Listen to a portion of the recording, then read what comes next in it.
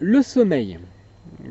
Le soir, tu ne peux gagner le sommeil que si tu es sous l'influence du guna tamas. Ok, tamas augmente et tu ne peux t'endormir hein, que si tamas est là. Ok, s'il y a une lourdeur et une inertie qui te saisit, hein, c'est indispensable. Mais il ne faut pas non plus qu'il y ait trop de tamas, parce qu'alors tu vas dormir 10 heures ou 12 heures, ok, sans te retourner et puis sans véritablement récupérer. Donc, pour une bonne nuit, il faut aussi l'influence de rajas, pour dormir moins, pour rêver, pour se retourner, pour se lever pour uriner, pour éventuellement donner un coup de pied affectueux à ton conjoint.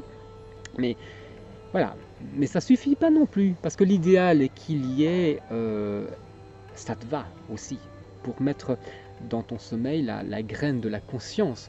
Ok, faire par exemple des rêves lucides, être conscient du fait que tu dors, et puis bénéficier véritablement d'un sommeil sain et récupérateur.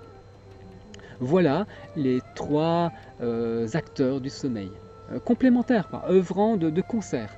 Tamas, Rajas et Sattva.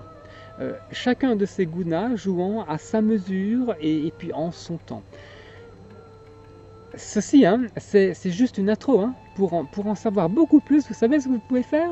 Eh bien, vous allez voir une de ces deux vidéos. Enfin, je vous montre ici, mais en fait, je mettrai les liens. Les vidéos vont s'afficher à la fin du générique. Vous n'aurez plus qu'à cliquer dessus. Et là, vous pourrez voir toutes les merveilles de la création qui sont générées par cette danse des trois gunas. Voici juste quelques autres exemples pour terminer, puis si vous voulez continuer sur les autres vidéos, vous irez au générique.